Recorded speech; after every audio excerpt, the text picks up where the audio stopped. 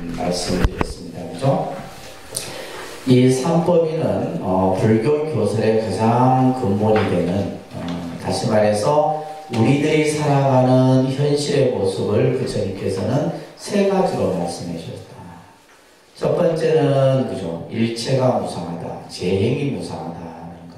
모든 것은 변한다라는 말씀을 하셨고, 그리고 변하기 때문에 뭐라 그랬어요? 모든 것은 괴로움이다라고 해서 고다 얘기를 했어요. 그죠? 지금 우리가 살아가는 어떻게 보면 현실이 이 고의 세계입니다.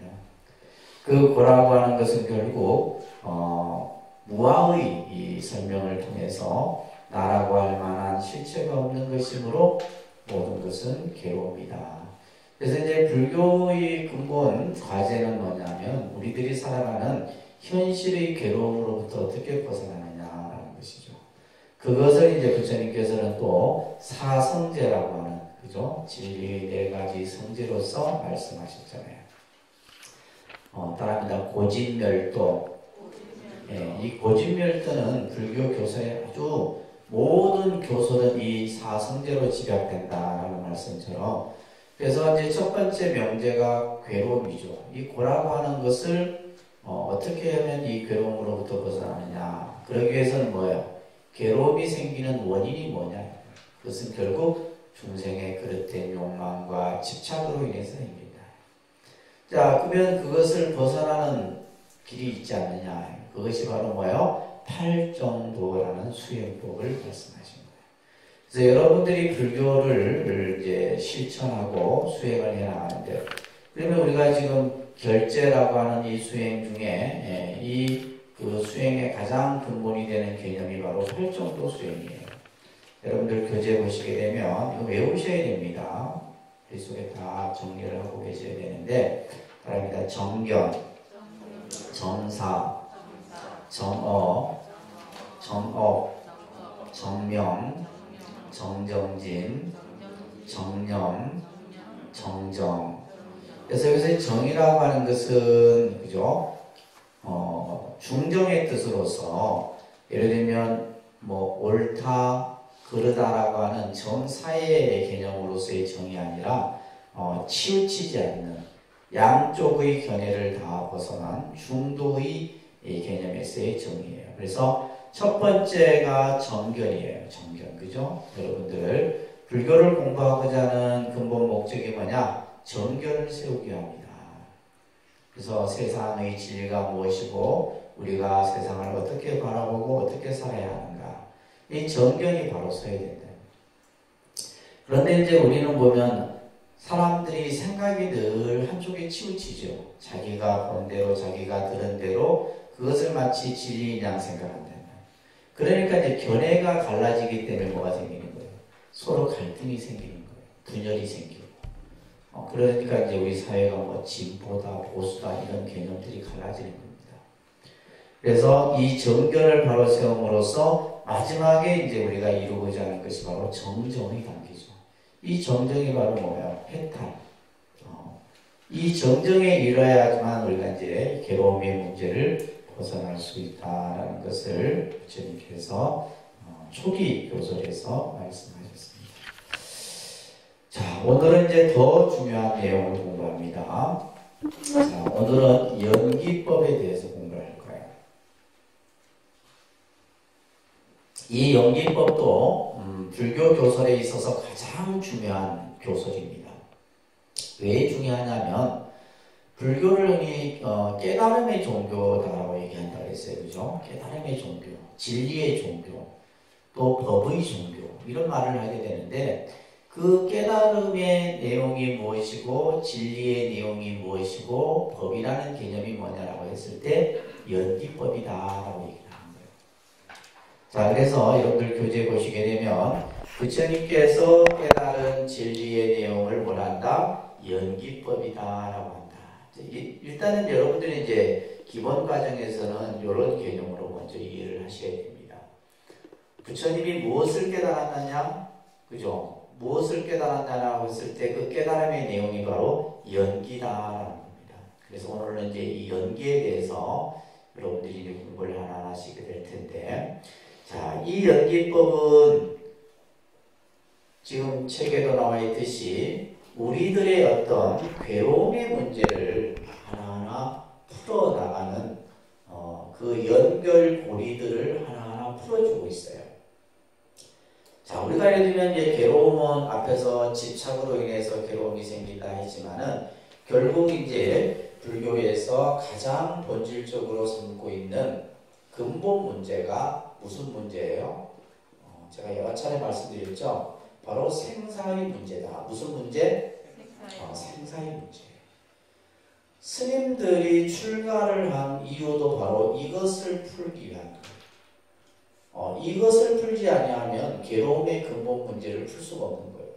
자, 우리는 예를 들면 이 생사라고 하는 이 큰 굴레 속에서 이 안에서 이제 우리는 지금 벌어지는 현실적인 문제들에 그냥 일이 여러분들이 골머리를 알 겁니다. 예를 들면 여기는 뭐요? 우리가 예를 들면 근심하고 슬퍼하고 고뇌하고 괴로워하고 이런 문제들이 우리의 어떤 현실적인 삶 속에서 벌어지는 일이에요. 그러나 이것을 전부 아우르는 문제가 바로 생사라고 하는 문제로서 얘기를 합니다. 그래서 우리가 예를 들면 불교에서 깨달음을 얻었다라고 하는 것은 결국 뭐예요? 생사를 벗어났다 해서 그것을 생사해탈이다 이렇게 얘기를 하는 거죠. 그죠? 생사해탈. 그래서 우리가 불교를 공부하는 근본 목적은 바로 뭐다? 생사의 굴레로부터 벗어나는 것이다. 이것이 바로 괴로움의 가장 근본 원인이 되는 것인데 이것을 푸는 열쇠를 개념을 이 연기법을 통해서 설명해 주고 있는 겁니다. 먼저 이 연기법은 이 세상이 어떠한 법칙에 의해서 존재하고 있는가에 대한 설명을 먼저 해요. 그래서 여러분들 존재의 법칙이다라고 좀 써주세요. 존재의 법칙. 이 세상이 어떻게 존재하느냐, 어떻게 만들어지고 어떻게 소멸되고. 그래서 그것을 또는 생멸의 법칙이다라고 하는 거죠. 생멸의 법칙, 존재의 법칙. 이 세상이 존재하는 이치, 예를 들면 우리가 살아가는 삶의 모습이 뭐냐라고 했을 때 그것은 바로 뭐다? 연기고, 그죠? 인연이다 라고 얘기하는 거예요. 그래서 불교는 전부 이 연기와 인연의 법칙에 의해서 설명이 되어진다고 보시면 됩니다. 그런데 이제 우리가 여러분들이 알고 있는 서양 종교는 이 세상이 어떻게 존재하느냐? 신의 창조에 의해서 존재한다 얘기를 합니다. 그래서 그들은 이제 창조설을 얘기를 하는 반면에 불교는 뭘 얘기한다? 연기에 의해서 이 세상이 존재하는 것이다 얘기를 하는 거예요. 이 개념 자체가 다릅니다. 근데 이 연기법은 부처님이 만든 것이 아니에요. 또 누가 만든 것도 아닙니다. 신이 만든 것도 아니고 부처님이 만든 것도 아니에요. 그래서 부처님께서는 경전에서 자 소리내서 같이 합니다. 연기법은 내가 만든 것도 아니며 다른 사람이 만든 것도 아니다. 이 법은 열애가 출세하거나 출세치 않거나 항상 법계에 있는 것이다. 열애는 이 법을 깨달아 등정각을 이루시고 사람들을 위하여 분별연설한다. 그래서 이 연기법은 누가 만든 것이 아니다. 본래부터, 그죠? 본래 이 우주가 존재하는 법칙으로서 이 만유의 법칙이에요. 이 만유가 존재하는 법칙으로서 있는 것인데 단지 뭐예요? 부처님께서 이것을 깨달았다는 거예요. 이것을 깨달아서 붓다가 되신 것이고 이것을 깨달음으로써 뭐예요? 생사의 그 괴로움을 푸는 열쇠를 이 연기법을 통해서 설명하고 계신다. 그렇기 때문에 부처님께서는 다시 또 이 말씀을 하십니다. 연기를 보면 법을 보고 법을 보면 연기를 본다. 자, 그래서 우리가 앞에서 부처님 생애 공부할 때 그런 말씀 우리가 한번 들어봤어요. 그죠? 법을 보는 자 나를 보고 나를 보는 자 법을 본다. 그러니까 부처님을 보려거든 법을 봐야 해요. 그 법이 바로 뭐예요? 연기다. 그래서 연기를 보는 자 나를 보고 나를 보는 자 그죠? 연기를 본다. 그러니까 법이라는 개념이 바로 연기를 설명하고 있는 겁니다. 그렇기 때문에 연기의 법칙은 불교의 핵심 사상이에요. 그래서 연기법은 시방법계에 항상 있는 것이에요. 이것은 존재하는 존재의 법칙으로서 있는 겁니다. 그리고 부처님이 깨달으신 뭐다? 진리의 내용이다. 그래서 불교의 모든 가르침은 연기로부터 시작됩니다. 그래서 모든 교설은 연기법으로부터 나왔고 과거의 일곱 부처님도 이 법을 깨달아 정각을 이루셨다. 그래서 이제 우리가 연기를 아느냐 모르느냐 이게 이제 불교 공부에서 아주 중요한 개념입니다. 그래서 먼저 연기의 개념을 조금 설명을 드리도록 할게요. 먼저 용어가 그죠? 자, 여기 용어만 조금 이해하시면 이 연기의 개념을 여러분들이 이해하기가 좀 쉽습니다. 연기라는 이제 우리가 한자어를 먼저 잠깐 보면 이 연자가 무슨 연자예요? 보통 뭐 우리가 이제 뭐 인연 연자다 뭐 이렇게 하는데 이제 한자에는 여러 가지 뜻이 있는데 보통 이제 우리가 불교에서 쓰는 한자에서 이 연자를 반연할 연자다 이렇게 표현해요. 반연한다. 이 반연한다는 말이 중요한 말이에요. 그래서 기자는 그죠? 일어날 기자입니다. 이 연이라고 하는 것이 무엇으로 반연한다라고 하는 것은 무엇과 어우러져서 이런 말이에요. 무엇과 어우러져서 무엇으로 인해서 혹은 무엇으로 말미암아서 이렇게 이제 있어요. 그래서 지금 여러분들 연기라고 하는 인도말이 이제 범어로는 프라티냐 삼무파다라고 이렇게 이제 연기라는 말을 이렇게 한자어로 번역을 한 거예요. 그래서 예를 들면 이것은 어떠한 원인에 대해서 근데 이 어떠한 이 연이 만들어지기 위해서는 뭐가 필요하다는 거예요? 인이 필요한 거예요. 인. 그것을 그래서 우리 인연이라 얘기하는 거예요. 그래서 직접적인 원인과 보조적인 연. 인은 직접적인 거고 연은 보조적인 거예요. 그래서 이 인과 연으로 인해서 뭐 하는 거예요? 모든 것은 존재하게 되는 거예요. 그래서 이 세상에 존재하는 것들은 어떠한 원인에 대해서 어우러져서 일어난다. 이것을 이제 여러분들 밑에다가 조건에 의한 발생이다. 이렇게 써놓으세요. 조건에 의한 발생.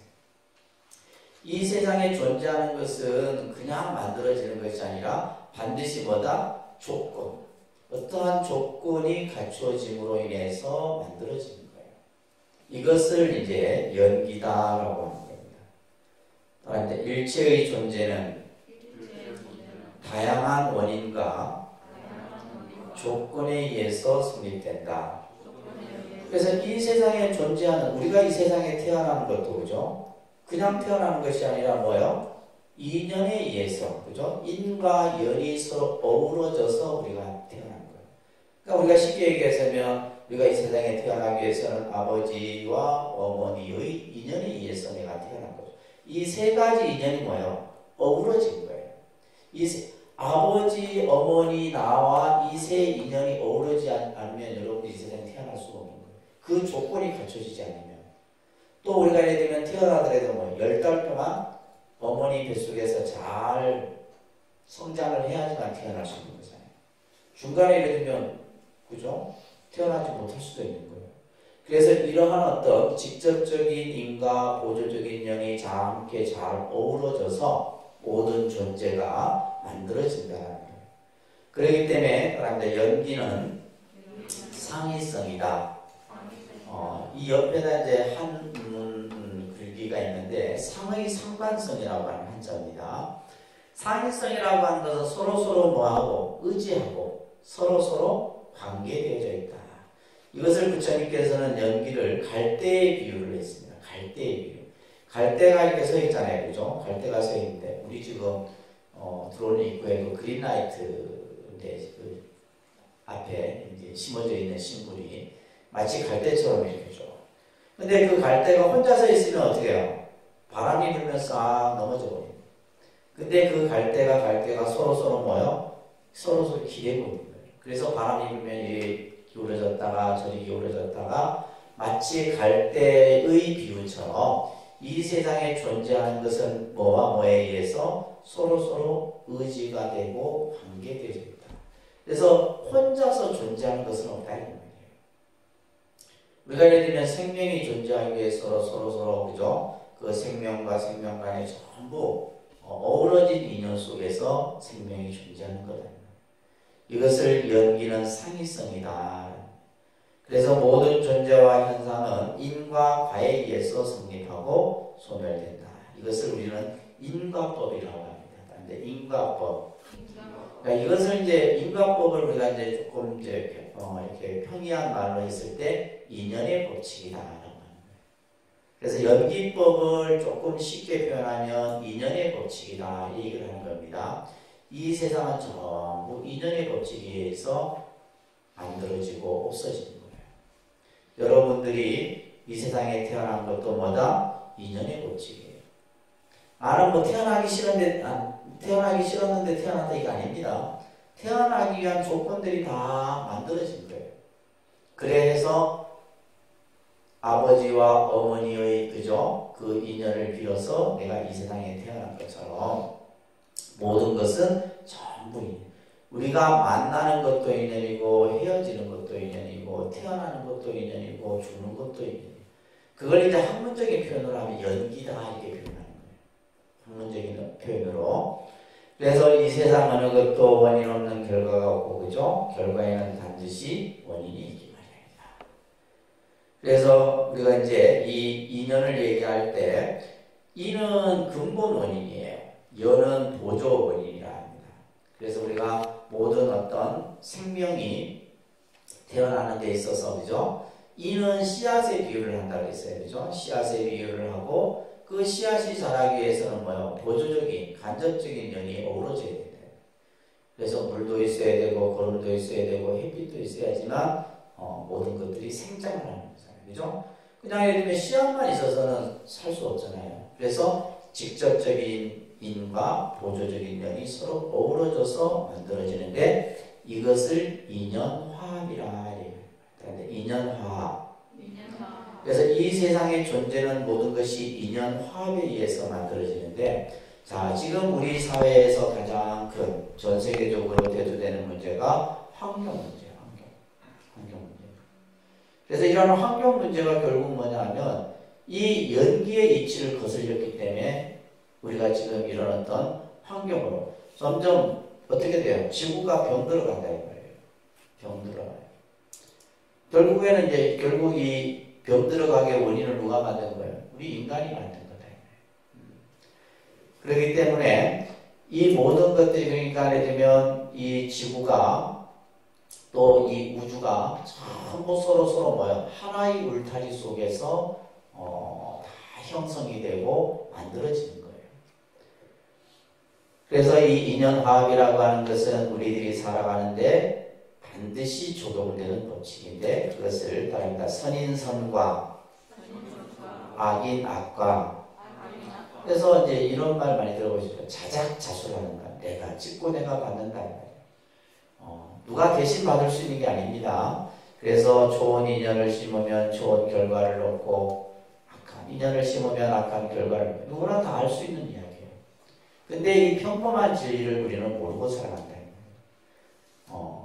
내가 세상에 살아가는데 내가 혼자 살아갈 수 없다. 전부 관계되어 있는 거예요. 그래서 이제 화엄경 같은 데서는 이제 중중무진 연기라는 개념을 사용해요. 전부 다 연결돼요. 지금 예를 들면 여기 자리에 앉아 계신 여러분들이 지금을 볼 때는 다 남남이 있는 것 같죠. 그죠? 아니에요. 전생 몇 생만 봐도 나와 다 인연이 있었던 사람들이에요. 그렇기 때문에 지금 이 공간 안에 한 자리에 앉아 있는 거예요. 그게 인연법입니다. 그래서 불교에서는 옷깃만 스쳐도 500생 인연이라는 말을 합니다. 그죠? 옷깃만 스쳐도 500생 인연이에요. 그러니까 500생 인연이라고 하는 것은 500번 나고 죽고 하면서 하여튼 좋은 인연이든 나쁜 인연이든 맺어져야지만 길을 가다가 옷길 한번 스치는 인연이 되는 거예요. 근데 하물며 여러분들이 부부가 되고, 그죠? 부모 자식이 되고, 형제가 되고, 도반이 되고 한다는 것은 엄청난 지중한 인연이에요. 그래서 여러분들이 이제 불교를 공부하다 보면 이 인연법을 통해서 불교를 깊이 여러분들이 알게 되는 거예요. 그래서 인연법을 알지 못하면 불교를 알 수가 없습니다. 그래서 모든 것은 다 인연에 의해서 나타나는 거예요. 그래서 부처님께서는 이 연기에 대한 개념을 좀 더 쉽게 이해시키기 위해서 하나의 공식화처럼 이렇게 말씀하셨어요. 따라합니다. 이것이 있으므로 저것이 있고, 이것이 일어나므로 저것이 일어난다. 그 위에다가 존재의 발생이다.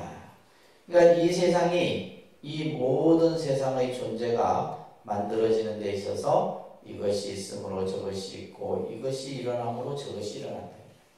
그냥 일어나는 것이 아니라 반드시 뭐요? 직접적인 인과 보조적인 면이 어우러져서 만들어진다. 그 밑에 줄은 존재의 소멸을 얘기합니다. 그러니까 이것이 없다면 저것이 없고, 이것이 멸하면 저것도 멸한다. 이것은 존재의 소멸입니다. 그래서 이 세상은 어떻게 존재하고 어떻게 또한 없어지고 또다시 어떤 모습으로 만들어지고 하는 개념을 연기로서 부처님께서는 설명을 하고 계시는 거예요. 그렇기 때문에 이 연기법의 공식은 모든 만유는 이 세상에 존재하는 모든 것은 말이에요. 공간적으로나 시간적으로나 하나도 독립됨이 없이 서로서로 뭐가 되고 인이 되고 연이 되어서 인연 생리한다라고 하는 것이 바로 연기의 법칙이다. 자, 그렇기 때문에 이제 우리가 이 연기법을 조금 한번 다시 정리를 해보면 마치 이 연기법은 굉장히 과학적인 하나의 우리가 법칙이라는 용어를 쓸 때는 굉장히 과학적이고 합리적인 어떤 상황에 있을 때 이런 법칙의 개념이 만들어지죠. 그죠? 그래서 연기는 첫 번째가 무슨 법칙? 존재의 법칙이다. 연기법은 무슨 법칙이요? 존재. 이 세상이 존재하는 모습을 그대로 보여주는 거예요.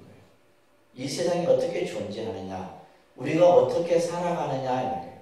쉽게 얘기해서 중생이 어떻게 살아가느냐, 그 살아가는 존재의 모습을 보여주는 것이 바로 연기법이에요. 그리고 이것은 또한 뭐냐면 생멸의 법칙이다. 무슨 법칙? 생멸의 법칙. 이 세상이 존재만 하는 것이 아니라 만들어졌다 없어지고 만들어졌다 없어지는 이 생멸 현상을 반복하는데 그것을 뭘로 설명하고 있다? 연기로서 설명하고 있다. 그래서 연기법을 생멸의 법칙이다. 또 연기법을 관계성의 법칙이라 합니다. 연기법을 뭐라 한다고요? 관계성의 법칙이다. 이 세상에 존재하는 모든 것은 서로 관계를 맺고 있다. 이런 얘기예요. 아까도 얘기했듯이 우리가 그죠? 이 세상에 존재하는 인간만이 아니에요. 모든 동식물을 다 포함했어요. 여러분들이 이제 어떤 인연으로 해서 그죠? 집에서 개를 키우고 요즘에 이제 애완견 그죠? 애완동물들을 많이 키우는데 그 애들이 그냥 온 게 아니에요. 그렇잖아요. 분명히 나와 어떠한 인연이 어우러졌기 때문에 우리 집에 와서 마치 우리 식구처럼 살아가는 거예요. 그래서 예를 들면 모든 것은 뭐냐면 관계예요. 관계. 그래서 이제 우리가 현대 사회가 관계의 사회입니다. 그죠? 그래서 부부 관계, 부모 자식 간의 관계, 스승과 제자의 관계, 그죠? 전부 관계 속에서 우리는 살아가는데 그 관계의 법칙을 연기의 개념에서 설명을 합니다. 이것을 이제 우리가 이제 이 관계를 좀 더 구체적으로 표현한 것이 바로 상위성의 법칙이다. 아까 이제 상위성이라는 말을 했죠. 그죠? 서로 뭐예요? 관련되어 있는 겁니다. 관계. 여러분들이 예를 들면 뭐 일을 하던 데 있어서 그렇고 사업을 하는 데 있어도 그죠? 전부 관계예요. 하나. 그래서 이러한 개념들이 연기법을 통해서 설명을 하는데, 자, 다음에 연기법은 중생의 모든 고통을 여의게 하는 진리이다. 이 연기법이 뭐냐 하면 우리들이 살아가는데, 그죠? 이 괴로움이라고 하는 근본 문제를 푸는 하나의 진리가 바로 연기법이다. 그래서 연기를 알면 우리가 예를 들면 괴로움의 문제를 해결할 수 있는 거예요. 근데 연기법이라고 하는 것이 이것이 그냥 예를 들면 지식이나 이론으로 알 수 있는 것은 아니에요. 실제로 우리가 이 연기법을 가지고 박사 논문이 수십 편입니다. 박사 학위를 받은 사람들이 많다 이 말이에요. 그러면 그 사람들은 이론적으로는 연기법에 대해서 말 그대로 박사니까 그죠? 잘할 거 아니에요. 그렇다고 그 사람들을 깨달았다고 하느냐? 아니죠. 이 연기법은 이론으로서 알 수 있는 것은 아니에요. 이것은 뭘 통해서만이? 그죠? 내가 수행과 또 그런 어떤 과정을 통해서만이 이것을 깨달을 수 있는 거예요. 자, 따라합니다. 비구들아, 연기란 무엇인가? 생이 있음으로 말미암아 노사가 있다. 그래서 부처님께서 연기란 무엇이냐? 태어났기 때문에, 그죠? 우리가 태어났기 때문에 뭐가 있는 거예요? 늙고 병들고 죽고 근심하고 슬퍼하고 괴로워하는 것이 있는 거예요. 그러면 예를 들면 나는 태어나기 싫은데 안 태어났으면 그게 되는 게 아니다 이 말이에요. 전부 모든 것은 인연의 조건이 갖춰짐으로 인해서 만들어지는 거예요. 그럼 이것은 바로 뭐냐? 세상에 내가 나오든 안 나오든 법으로 확정되어 있는 것이 아니다. 그것은 상위성이다. 서로 다 인과 연의 관계로서 맺어져 있는 것이다. 그렇기 때문에 참으로 진지하게 사유한 끝에 일체의 존재가 밝혀졌다. 그래서 일체의 존재가 밝혀졌다고 하는 것은 그죠? 부처님께서 출가를 하시고 깨달음을 얻은 가장 근본 이유가 뭐예요? 바로 이 존재의 문제입니다. 왜 태어나서 우리는 늙고 병들고 죽어야만 하는가라고 하는, 아까 무슨 문제라고 했어요? 생사의 문제다. 그것이 다 밝혀졌다는 말이에요. 그래서 그의 의욕은 씻은 듯이 사라졌다. 부처님이 출가를 한 목적이, 그죠? 그 근본 문제가 해결이 됐다는 얘기예요. 뭘 알았기 때문에? 연기의 법을 알았기 때문이다. 이런 말씀을 하고 계시면서 내가 체득한 이 법은 심히 깊고 보기 어렵고 깨닫기 어렵다. 제가 아까 말씀드렸죠. 여러분들이 연기법을 100번, 1000번 들어도 이해할 수가 없어요. 그것은 내가 지식으로 이해할 수 있는 게 아니에요. 그래서 부처님께서는 이 법은 심히 깊고 보기 어렵고 깨닫기 어렵다. 적연미묘하여 사람들의 생각을 초월해 또한 심원하기에 지혜 있는 사람만이 알 수 있어. 다시 말해서 깨달은 반야 지혜를 얻은 사람만이 이 연기를 알 수 있다. 이런 얘기예요. 왜 사람들이 이 연기를 모를까요? 그렇죠? 자, 아까도 우리가 지금 이 괴로움의 문제를 풀기 위해서는 생사의 고리를 우리는 그것을 끊을 줄 알아야 되는데 우리는 지금 생사의 문제에 관심이 있는 게 아니죠. 그죠? 예를 들면 여러분들은 스님들은 사실 이 문제를 해결하기 위해서 모든 것을 다 버리고 출가를 해서 수행의 그 과정을 하고 있는 거죠. 근데 여러분들은 생사의 문제에 관심이 있는 게 아니라 뭐예요? 이것보다 더 급한 문제가 있어. 뭐야? 먹고 사는 문제예요. 경제 문제, 자식 교육 문제, 이런 문제들이 더 시급하게 느껴지기 때문에 이 문제에 대해서 관심이 있다 없다? 없는 거예요. 그렇기 때문에 이 연기를 이해하고 여러분들이 연기의 이치를 공부한다는 것은 상당히 어렵다는 거예요. 그래서 아까도 말씀드렸듯이 부처님이 출가한 이유도 생사의 문제를 해결하기 위한 거고 우리 출가한 스님들이 수행하고자 하는 그 목적도 바로 뭐다? 생사의 문제를 해결하기. 이게 하나예요. 이 하나. 예를 들면 스님들이 명예를 구하기 위해서 출가를 했겠어요? 잘 살기 위해서 출가. 그게 아니잖아요. 오로지 뭐다? 생사의 이 문제를 해결하기 위한 것이다. 그런데 이제 여러분들은 아직까지는 이 문제에 대해서 크게 와닿지 않습니다. 왜? 아까도 얘기했듯이 현실적인 내가 지금 그죠? 당면한 문제들이 더 있기 때문이에요. 그래서 세상 사람들은 뭐예요? 욕망을 즐기고 욕망에 빠져 죽어가고 있다. 물질적인 것을 추구하는 거예요. 돈, 명예, 권력, 부, 그죠? 이런 것들을 추구하는 거예요. 그러니까 어떻게 보면 우리 절에 오시는 분들도 마찬가지예요. 나 절에 오시는 분들 중에 생사를 해결하기 위해서 절에 왔다는 건 본 적이 없어. 전부 뭘 하기 위해서? 더 잘 살기 위해서. 더 많은 것을 얻기 위해서 여러분들은 절에 와요. 그러니까 부처님 앞에서 맨날 부자 되게 해달라 빌고 건강하게 해달라 빌고 그죠? 자식 잘 되게 해달라. 그러니까 그것은 결국 뭐야? 끊임없이 고통을 해결하는 방법이 될 수가 없는 거예요. 그래서 부처님께서는 이렇게 말하고 계시는 겁니다. 이런 사람들에게는 모든 것은 인이 있음으로 생겼다는 연기의 이치는 알기 어려울 것이다. 이렇게 얘기하고 있어요. 이미 부처님께서는 우리 중생들의 그런 마음을 다 읽고 계시는 거죠. 그죠? 그래서 이 연기의 이치는 우리가 어떤 지식으로는 이해할 수 없지만은 그래도 이제 부처님이 깨달으신 진리의 내용이기 때문에 이것을 우리가 조금 이제 직감적으로 한번 보는 겁니다. 부처님께서는 이 연기의 설명을 12가지 인연의 그 고리로서 설명을 해요. 그래서 이것을 12연기설이라 합니다. 12연기설. 불교는 연기설이에요. 그래서 연기설은 굉장히 교리적으로 다양하게 설명이 되어집니다. 그래서 아레아 연기설, 법계 연기설, 진여 연기설, 열애장 연기설 이런 식으로. 그러니까 이런 거는 나중에 여러분들이 전문 또 공부를 많이 해야지 공부할 수 있는. 제일 기본적으로 이제 설명하는 것이 12연기설이에요. 이 12연기설은 우리 중생들의 생과 사의 현상을 밝히고 생사의 문제를 풀어주는 열쇠다. 이 말이 중요해요. 그죠? 생사의 문제를 풀어주는 기회예요.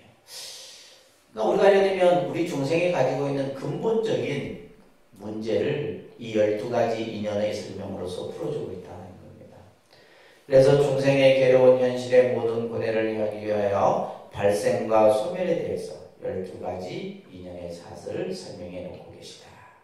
부처님께서는 이것을 깨달음의 선정 속에서 이것을 사유한 끝에 그죠? 정각을 이루셨는데 자 이것을 이제 설명하기 전에 여러분들 신행제 갖고 계시죠? 271쪽을 한번 펴보세요.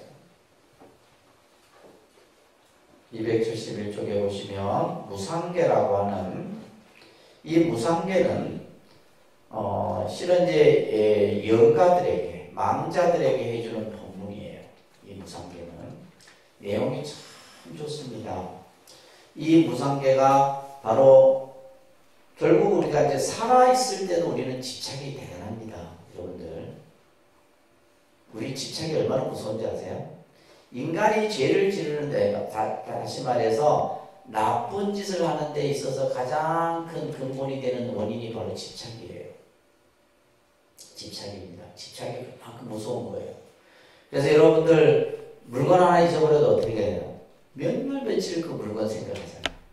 그렇잖아요. 그죠? 맨날 며칠 생각하고 또 생각하고 또 생각하고. 얼마 전에는 어느 스님이 이제 절을 하나 지으려고 했는데 건설업자한테 15억을 띄었다네. 15억. 그래갖고 이 스님도 나름대로 공부를 했는데 그게 이제 충격이 와갖고 6개월 동안 병원에 입원하셨다더라고.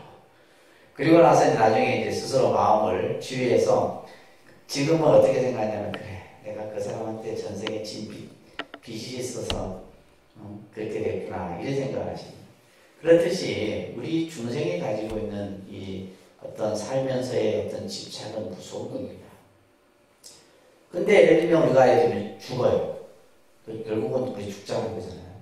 그러면 죽은 영가들은 집착이 더 대단해요. 대단합니다. 여러분들 혹시 드라마에 그 델루나라고 한 드라마 보셨어요? 델루나? 델루나인가? 하여튼 이게 뭐 죽은 영혼들 나오고 하는 그런 드라마예요. 드라마인데 이제 그게 막 아주 화려한 호텔이 있죠, 그죠? 망자들이 그걸 잠시 거쳐서 그게 아무나 오는 게 아니야 또. 특별한 사람들만 와서 이따가 다음 생을 맞이하기 위해서 떠나는 그런 드라마 내용인데 얼마 전에 그걸 보다 보니까 다 내용이 불교적인 내용이에요. 그게 나오는 내용들이. 그 작가가 아마 불교를 이해하고 그걸 쓴 것 같아요. 망자들이 자신이 죽은 그 자리를 못 떠나요. 못 떠납니다. 예를 들면 내가 예를 들면 길거리 횡단보도를 가다가 차에 치여서 죽었어. 그러면 그 죽은 망자는 그 횡단보도를 못 떠나요. 그래서 그 이제 사자가 그 횡단보도에 있는 그 죽은 영혼을 호텔로 데려오고 또 예를 들면 뭐 길거리에서 죽었으면 그 길거리에 죽은 망자를 데려오고 드라마에서 그렇게 나오더라고요. 왜냐면 제가 봤을 때는 다 불교적인 내용이고 불교 경전에서 다 나오는 이야기들이에요. 그런 것처럼 예를 들면 그 죽은 망자 자신도 그 자리에서 못 떠난다는 거예요. 그게 뭐 때문에 집착인 거예요. 예를 들면 우리가 돈, 권력 이런 어떤 원인에 의해서 우리가 예를 들면 죽었다고 하면 그것을 떠나지 못하는 거예요. 자, 그래서 이제 이 무상계를 통해서 망자의 집착을 근본 그 괴로움의 문제를 풀어주는 법문이 여기서 서해져요. 보시게 되면 271쪽에 4대 강리 금일망신 당제하철 4대가 각각 흩어져 이 육신이 흩어져 버렸다. 없어졌다. 금일 영가께서는 어디에 있느냐? 영가에게 묻는 거예요. 당신은 지금 어디에 있느냐 이 말이에요. 이 육신, 이 몸뚱아리가 없어졌는데 지금 당신은 어디에 있느냐? 4대 허가 비가의 석이다니. 이 4대 육신은 헛되고 거짓된 것이어서 가히 애성할 것이었다. 누구에게 하는 거예요? 그 영혼에게, 망자에게. 애성할 필요 없다. 육체에 집착할 필요 없다. 이런 얘기를 하는 거예요. 그러면서 여종 무시이래로 너는 무시이래로부터 과거로부터 한량없는 시간으로부터 오늘에 이르기까지 자 그러면서 이제 여기서 설해지는 게 봐서 12가지 인연을 쭉 설해주는 거예요. 영가에게 따라합니다. 무명연행 행연식 자 여기서 보면 연자가 들어가죠. 그죠? 이 아까 연자가 무엇으로 인해서 무엇으로 말미암아 어떠한 조건에 의해서 다시 말해서 무명으로 인해서 행이 있는 거예요. 행에 의해서 식이 있고 식에 의해서 명색이 있고 이런 식으로 이제 이것을 하나하나 순간적으로 풀어주는 거예요.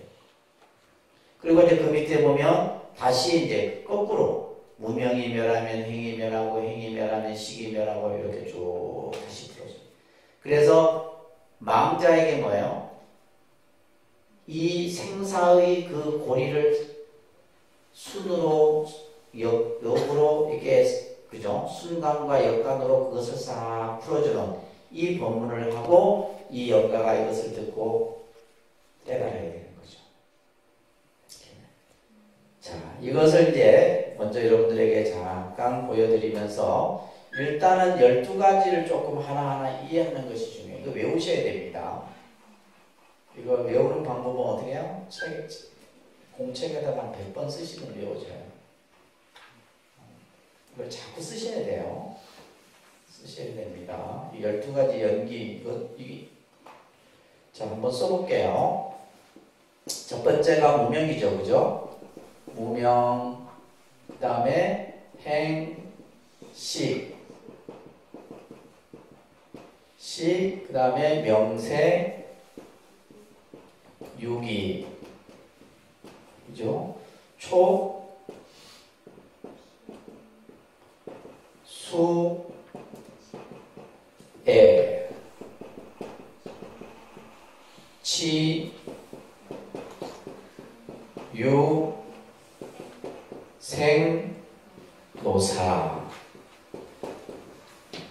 이렇게 써보셔야 돼요. 아셨죠? 한 사람만 대답을 하네. 자, 따라합니다. 무명, 행, 식, 명색, 유기, 초, 수, 애, 지, 유, 생, 노사. 자, 이 12가지가 뭐가 되고 인이 되고 연이 되고 인이 되고 연이 되고 전부 이렇게 하나의 고리가 연결되어 있는 것처럼 연결되어 있는 거예요. 자, 여기에서 제일 중요한 핵심이 바로 뭐냐 하면 이거예요. 이거 무명입니다. 무명이에요. 이 무명이라는 것은 캄캄한 어둠의 상태를 얘기해요. 이것을 무명을 다른 말로는 무지라고도 합니다. 무지. 알 수 없는 그 캄캄한 어둠으로부터 우리의 괴로움이 시작이 된 거예요. 괴로움의 그 시작 출발점은 바로 뭐다? 무명입니다. 그래서 이제 우리가 불교에서 무명의 반대가 뭐예요? 광명이에요. 무명의 반대는 뭐예요? 광명. 광명은 뭘 뜻해요? 지혜를 뜻하는 거잖아요. 그래서 우리가 이제 종교의 어떤 의식을 하는 데 있어서 우리가 초를 켜고 예를 들면 인등을 켜고 등을 밝히고 하는 것이 전부 뭐예요? 광명의 뜻이에요. 광명. 무명을 환한 밝은 빛으로 밝히는 그런 의미가 바로 그래서 이제 종교마다 이런 불빛을 사용을 많이 하는 거예요. 아셨죠? 그래서 이 무명으로부터 이제 출발을 하는 겁니다. 그래서 무명이라고 하는 것은 캄캄한 어둠의 상태. 다시 말해서 윤회의 출발점이 바로 무명으로부터 시작이 됩니다. 무지로부터. 그리고 이 행이라고 하는 것은 업의 뜻을 가지고 있는데 뭔가 이제 움직이는 거예요. 캄캄한 어둠 속에서 뭔가의 움직임에 의해서 자, 그 움직임에 의해서 이 식은 결생식이라고 합니다. 이 식은 우리가 예를 들면 이제 유식에서 말하는 그 식의 개념하고 달라요. 이 결생식이라고 하는 것은 이제 뭐냐면 우리가 예를 들면 어머니 뱃속에 태아가 착상을 한 그 순간을 결생식이라고 해요. 쉽게 말해서 어머니가 이제 임신을 한 그 순간 예를 들면 결국 이제 이 식이 이제 갖춰짐으로써 이제 식이 이제 만들어졌다라고 하는 것은 뭐냐면 한 생명이 만들어진 거예요. 이걸 식이라 하는 겁니다. 식.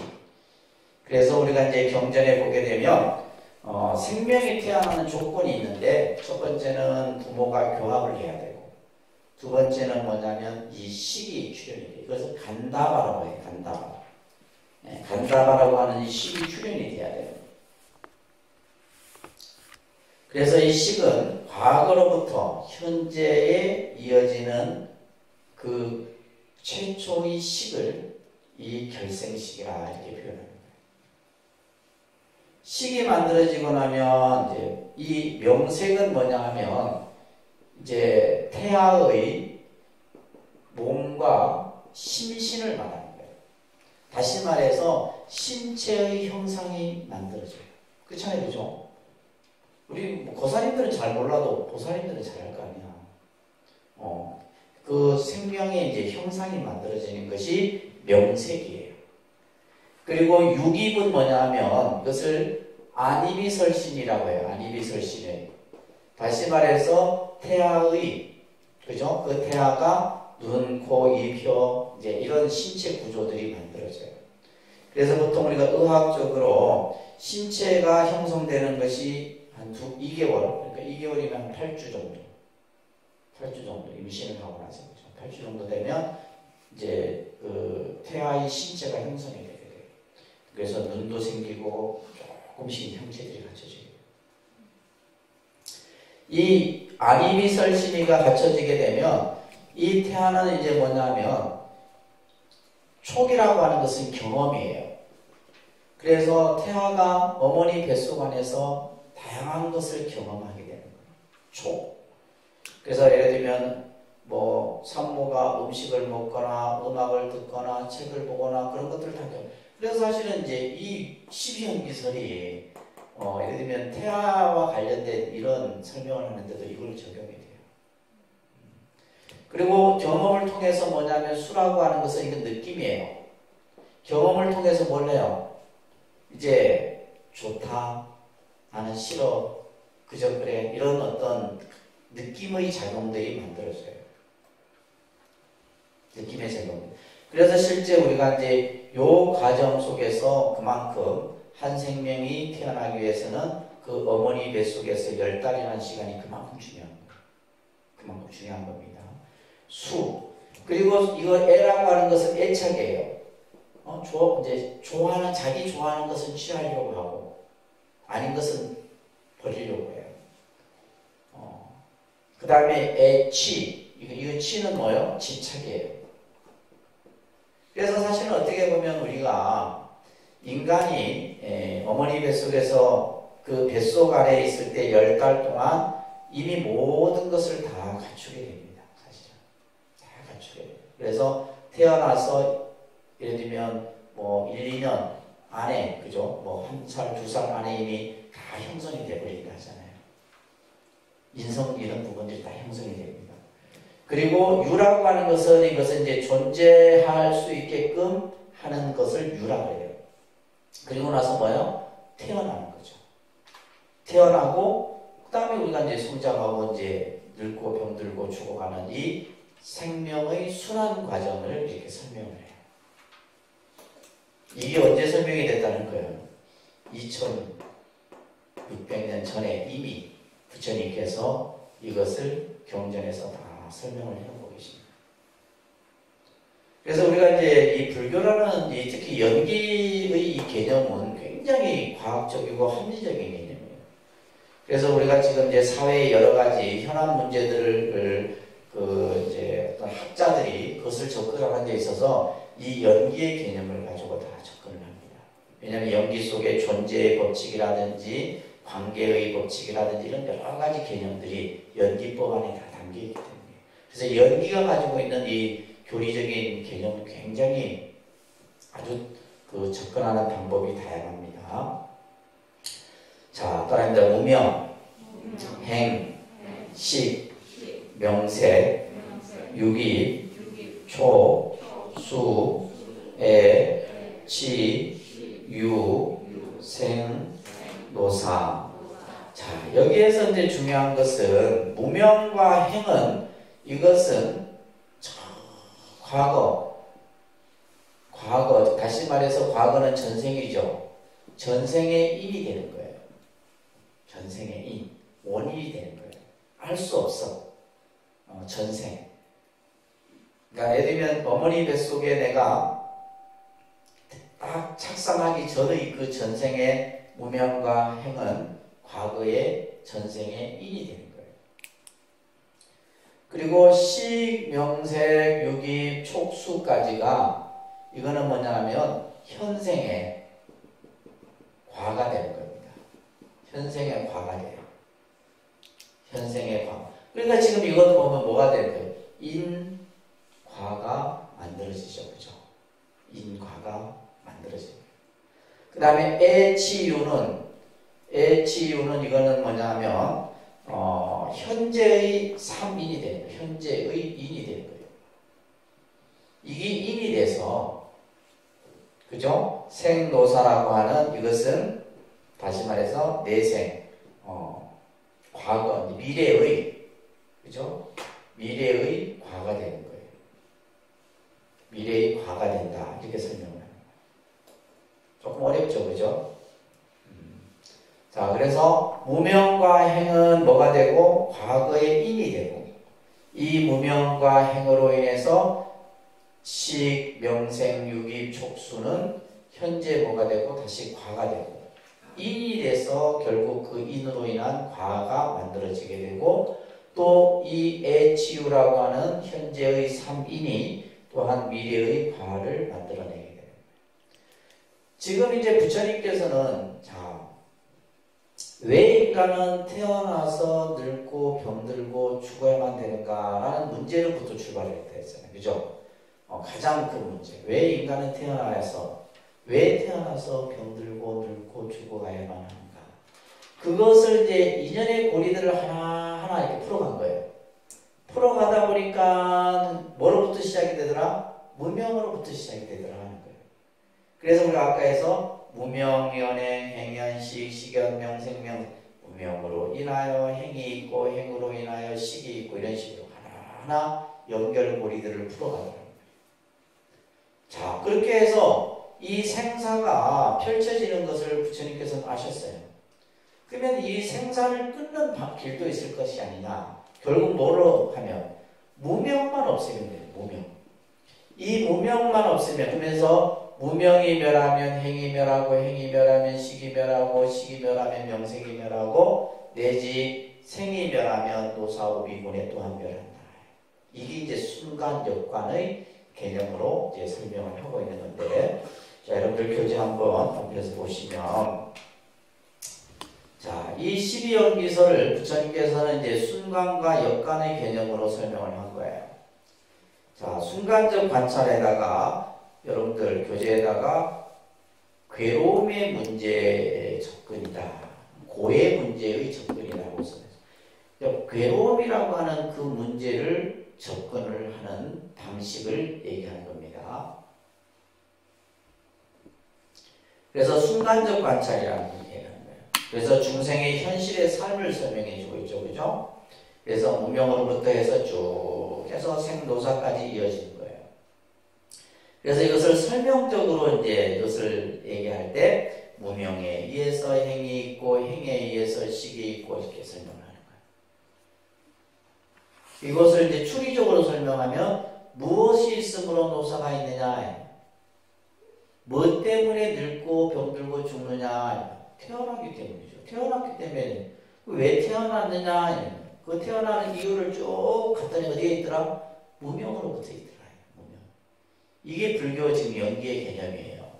그래서 이제 스님들이, 우리 수행하는 스님들이 결국 뭐예요? 뭐에 딱 그 관점이냐면 무명이에요. 이 무명을 뭘로 바꾸는 거예요? 지혜, 반야의 지혜로 만드는 거. 이게 바로 깨달음이잖아요. 그래서 이 무명이라고 하는 이 근본 문제를 해결하는 거예요. 알 수 없어. 알 수 없는 그 무명. 우리가 그냥 이름을 무명이라 했지만은 그 무명이 언제 생겼느냐? 무시무명이다. 시작을 알 수 없어요. 그래서 이러한 순간적 관찰을 하고 부처님께서는 또 역관적 관찰을 합니다. 역관적 관찰이라고 하는 것은 해탈의 근거로서 그 위에다가 고의 문제를 해결하는 방식이다. 괴로움의 문제를 부처님께서는 이렇게 보신 거예요. 자, 그래서 설명적 순서를 보시게 되면 무명이 멸하면, 멸한다는 것은 무명을 없애버리면, 무명이 없어지면 행이 없어지겠죠. 그죠? 행이 멸하면 식이 멸하고 결국 생이 멸하면 노사가 멸해요. 자, 우리가 이제 불교를 여러분들 이제 처음 듣는 분도 계시고 하겠지만은 불교의 가장 근본 문제는 뭐냐면 생사의 문제를 벗어나는 거예요. 그것을 생사해탈이라 얘기합니다. 생사해탈. 그러니까 생사해탈의 경지를 뭐라 해요? 깨달음의 경지다라고 해요. 그럼 깨달음이 뭐냐라고 했을 때 생사해탈의 경지를 체득한 것을 깨달음이라고 얘기하는 거예요. 그래서 불교는 출발점이 이 생사의 문제로부터 출발을 해서 이 문제를 푸는 것이 불교 공부의 가장. 그래서 이 생사의 문제라고 하는 큰 어떤 당면한 문제를 두고서 다른 어떤 것도, 그러니까 다른 종교는 뭐요? 천상에 태어나고 무슨 이런 것 얘기하는 불교는 그게 아니에요. 이 나고 죽는 괴로움의 문제, 그것을 우리는 생사윤회라고 해요. 다른 생사윤회. 태어나고 죽고 태어나고 죽고 태어나고 죽고 태어나고 죽는 이 생사윤회로부터 어떻게 하는 거예요? 벗어나는 거예요. 이게 불교입니다. 아시겠죠? 이 생사로부터 벗어나는 거예요. 그래서 우리가 예를 들면 불교에는 육도 세계가 있잖아요. 인간 세계도 있고 천상 세계도 있고 있어요. 그런데 우리가 가고자 하는 세계는 어떤 세계? 극락세계예요. 극락세계는 윤회하지 않는 세계예요. 극락세계는 윤회하지 않습니다. 생사의 윤회로부터 벗어난 세계가 극락세계예요. 그것을 우리는 뭐라고 해요? 부처님의 세계다 얘기하는 거예요. 부처님의 세계. 그것을 우리는 뭐라고 해요? 니르바나, 열반의 세계다 얘기를 하는 거예요. 그래서 그 세계에 가고자 하는 것이 목적이다. 그래서 지금 이제 우리가 이 생사라고 하는, 그죠? 이 생사라고 하는 요 속에 있어요. 근데 이것을 풀어가 보니까 어디에 해당되더라? 무명이다, 무명. 그래서 이 무명을 지혜로 바꿨을 때, 그죠? 지혜로 전환했을 때, 결국 이 문제도 풀어지는 거다. 부처님은 그렇게 보신 거예요. 이게 연기법입니다. 근데 이 연기법이 12연기설에서 그치는 것이 아니라 계속해서 연기설의 개념이 발전이 되게 되죠. 발전이 되게 돼요. 자, 여러분들 페이지 저 뒤쪽에 가시면 삼세양중인가설이라는 것이 있어요. 삼세양중인가설. 자, 우리가 연기를 공부할 때 앞에서 공식 가운데 이것이 있으므로 저것이 있고, 그죠? 이것이 일어나므로 저것이 일어난다. 이런 이제 공식을 얘기했었는데, 이것을 이제 시간적과 공간적인 개념으로 전부 설명을 하게 되는 거예요. 그래서 우리가 존재하는 모든 존재는 시간과 공간이라고 하는 개념 속에서 우리는 살아가잖아요. 그죠? 우리가 항상 얘기할 때 시간을 얘기하고, 내가 사는 공간을 얘기합니다. 어디에 사느냐라는 것은 공간적인 얘기고, 지금 무엇을 하고 있느냐는 것은 시간적인 문제예요. 그래서 시간과 공간의 그 테두리를 벗어날 수가 없는데, 이 12연기설을 전생, 현생, 내생, 3생에 걸쳐서 설명하고 있기 때문에 3세 양중 인가설이라고도 설명합니다. 자, 보세요. 아까 과거, 현재, 미래라고 하는 그죠? 시간의 개념을 얘기하고 있죠. 근데 양중이라는 것은 인과가 서로 겹치기 때문에 양중이라는 거예요. 그래서 이 3세 양중인가설은 우리들이 전생으로부터, 현생으로부터, 내생으로부터 이어지는 그 인연의 사슬들을 부처님께서 이렇게 다 설명해요. 좀 이해되십니까? 이거는 우리들이 존재하는 모습을 부처님께서 이렇게 설명을 해 놓으신 거예요. 자, 이 12연기설은 가지고 있는 의미가 중요한 내용이죠. 그죠? 모든 종교는 인간의 궁극적인 문제인, 자, 여러분들 생각해 보세요. 어떤 종교든 간에 그 종교가 가지고 있는 본질적인 문제는 대부분의 종교는 사후에 그 무게를 두고 있습니다. 그래서 기독교는 사후에 뭐예요? 죽고 나서 천당에 가는 것이 그들의 목적이고, 근데 불교도 보면 뭐 사후의 세계도 얘기하지만은 불교는 사후의 세계를 얘기하기보다는 말씀드렸죠. 현재의 내 괴로움의 문제를 푸는데, 그러니까 예를 들면 이 연기의 이치를 통해서 내가 지금 당면한 이 생사의 근본 문제를 뭐요?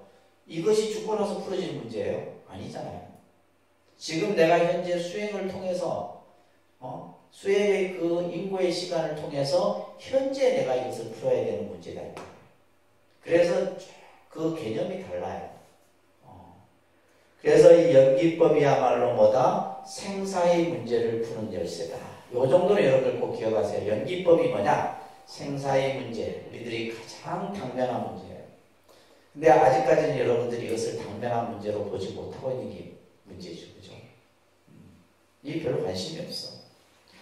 아까도 얘기했듯이 현실적인 문제가 더 급하니까. 그런데 이제 우리 스님들은 입장은 뭐냐면 이걸 풀기 위해서 출가를 했기 때문에 오로지 이 문제에 매달리는 거예요. 우리 조계종의 스님들이 한 2만 명 정도 됩니다. 2만 명 정도 되는 스님들 중에 결제에 들어가서 공부하는 스님들이 약 한 3, 4천 명 정도 돼요. 그러니까 저같이 이제 주지하는 스님들에게 다 빼고 이제 딱 이제 선원에 들어가서 공부하는 분들이 보통 한 2,000명 이상. 또 이제 감원도 있고 다른 수행 기관도 있고 하니까 그죠. 그렇게 그 스님들이 한평생 공부하는 그 공부가 바로 뭐예요? 이 생사 이 문제를 해결하게 한 거예요. 그래서 어떻게 보면 불교는 간단한 거예요, 사실은.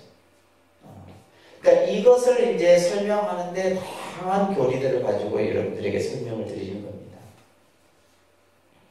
그래서 인간의 궁극적 문제인 결국 죽음의 문제, 삶의 가치 등에 관한 문제를 종교는 그 해결점에 그죠? 가장 큰 제1문제로 생각을 하는 거죠.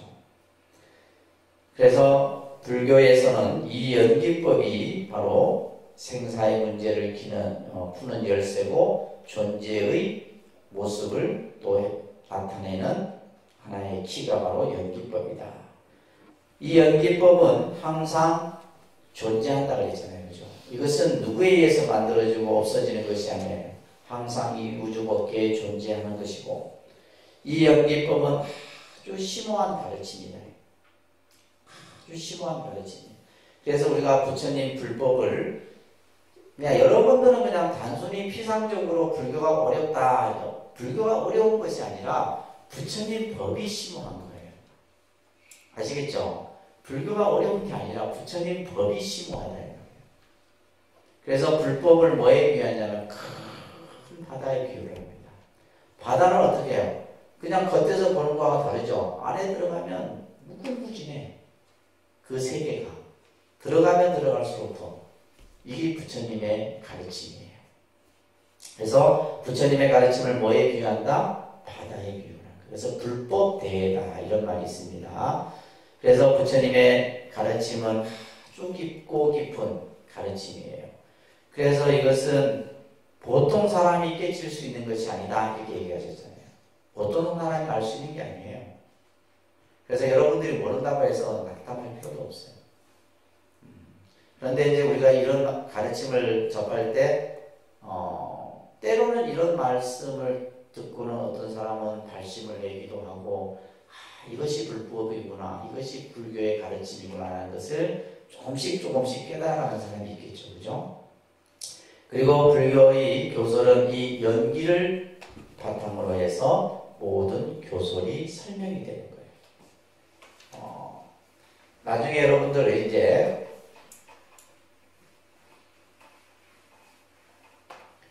이 연기설이 나중에 뭘로 발전이 되냐면 공으로 설명이 되죠. 연기가 곧 공이다 이런 개념으로 발전이 돼요. 그러니까 불교의 사상하면 공사상이거든요. 나중에 여러분들 배우시겠지만은 공사상이에요. 부처님께서 49년 설법 중에 20년 가까이를 이거에 대해서 설하셨어요. 이 공에 대해서 설하셨어요. 근데 결국 이 공이 연기다라고 하는 것. 이 개념을 여러분들이 이해하게 되면 이제 불교를 조금씩 이해하게 되게 되는 겁니다. 그래서 불교의 모든 교설은 연기설을 중심으로 해서 근본으로 하고 있다는 점. 그래서 이 연기법은 앞으로 여러분들이 공부하는 동안 내내 접하게 되는 가르침이라고 보시면 됩니다. 그리고 이 연기는 교리적인 개념으로서는 우리가 연기라는 말을 쓰지만은 일상적인 우리가 불교적인 설법에서는 인연이라는 말로 쓰죠. 그죠? 모든 것은 인연이에요. 그래서 인연의 법칙이라고 하는 것은 한치의 오차도 없이 적용이 됩니다. 인연이라는 것은 한치의 오차가 없어요. 그래서 예를 들면 우리가 주고받는 관계 또 모든 어떤 살아가는 모습 속에서 모든 것이 전부 인연의 법칙에 의해서 적용이 된다. 그것만 여러분들이 잘 이해하셔도 우리가 살아가는 현실에 있어서 여러분들의